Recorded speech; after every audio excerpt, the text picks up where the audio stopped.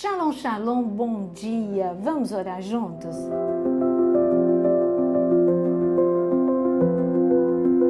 O que você faz quando chega o dia mau? Quais são as atitudes? Bom, o dia mau pode ser comparado com uma tempestade.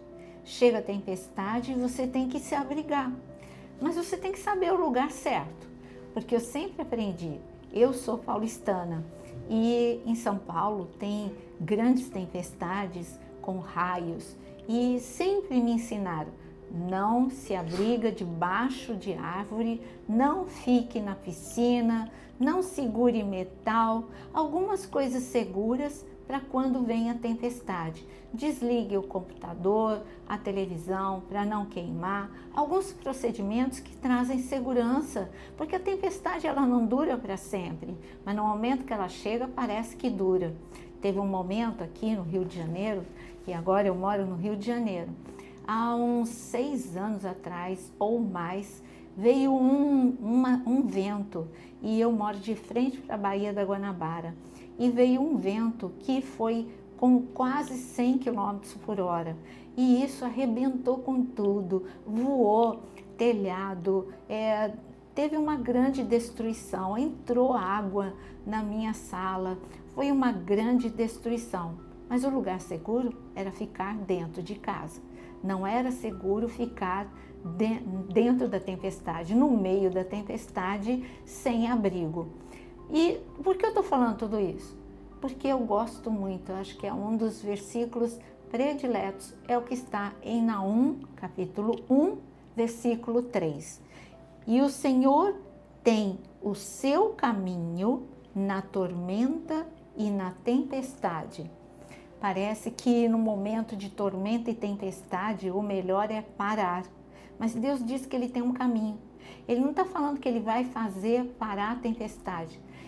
Quando a gente analisa o texto em que Pedro anda sobre as águas, eu quero falar um pouquinho dele. Tão conhecido, mas talvez algumas coisas passem desapercebido. Primeira coisa, quando estava a grande tempestade, ondas altas, o vento, e veio Jesus caminhando. E então Pedro falou, Senhor, se é o Senhor mesmo, eu quero andar sobre as águas como o Senhor está. E o Senhor falou, vem. Pedro andou. E quando ele desviou o olhar de Jesus e olhou para a força do vento, a altura das ondas, ele teve medo e todo mundo sabe, ele começou a afundar. Ele gritou, salva-me, Senhor, e o Senhor salvou. Até aí, todo mundo presta atenção nesse texto. Só que daqui para frente você perde uma grande revelação. Quando o Senhor o tirou das águas, Ele não fez o vento parar. O vento continuou soprando, as ondas continuaram agitadas e ele caminhou com Jesus no meio da tormenta. Só quando Jesus entrou no barco junto com Pedro, então Pedro estava tão molhado quanto Jesus, porque ele estava no meio das águas, andando sobre as águas, mas o vento e as ondas vinham e batiam, respingava a água nele. E quando Jesus entra no barco, junto com Pedro, aí sim Jesus dá uma palavra de comando para o vento e porque o vento cessou, as ondas acalmaram e a tempestade veio no lugar da tempestade, veio a bonança. Qual é a lição? Pedro andou no meio da tempestade com Jesus ao voltar para o barco. Jesus, que é o caminho, mostrou para Pedro, olha, enquanto o dia mau estiver vigente na sua vida, eu quero dizer que eu estou de mãos dadas com você. Só não olha, não fica prestando atenção no dia mau, presta atenção no que eu vou fazer durante o dia mau. Eu vou trazer estabilidade, eu vou trazer uma quebra do mundo natural. O que é a quebra? A quebra das leis naturais. A lei natural é você afundar. A lei natural é você realmente ser vencido pela tempestade. Mas Pedro andou sobre as águas em um caminho que não havia caminho e ele chegou no barco em segurança a despeito de molhado. Às vezes você acha que o dia mau é você não sentir nada. Não, Pedro sentiu medo, Pedro sentiu fé, depois sentiu medo. Pedro voltou a sentir fé, ele suplicou, Pedro estava molhado, mas Pedro estava andando com Jesus no meio da tormenta. Você pode estar vivendo essa tormenta na sua família, na sua saúde, nas suas finanças, mas eu digo, não pare de caminhar, caminhe em fé, caminhe na oração, caminhe na leitura da palavra. Todos os dias levante sabendo que Deus vai fazer um milagre e você não vai ser destruído pela tempestade. Porque na tempestade a gente procura o lugar seguro e o lugar seguro é Jesus. Não tem aonde, você tem que se agarrar à palavra. Mesmo que seus olhos físicos estejam vendo forte vento, você tem que ver o grande refúgio que é Jesus. É só você se inspirar em homens e mulheres que viveram grandes tormentas. Se você olhar para José, ele caminhou no Egito debaixo de grandes tormentas. Ele saiu da cova para a casa de Potifar, mas logo ele foi para a prisão. E da prisão ele viveu muitos abandonos, muitas injustiças, muitas calúnias, muitos problemas, tempestade. Mas José, ele olhava para a promessa, ele olhava para o Senhor. Por isso, mesmo lá, na injustiça, esquecido na prisão, quando pessoas, porque Potifar falhou com ele, a mulher de Potifar falhou com ele, o padeiro falhou com ele, o copeiro falhou com ele, mas Deus não falhou. Então, lá na prisão, ele tinha uma certeza: essa tempestade vai cessar, não sei que dia, não sei que horas, mas eu vou deixar a minha roupa aqui pronta. Tanto que quando o faraó chama José, porque ele teve um sonho e ele quer receber a interpretação, e aí sim, lembram que José está na prisão e ele manda buscar José. Naquele momento, José tomou uma atitude, ele disse assim: só um minutinho, eu vou me barbear e eu vou me trocar.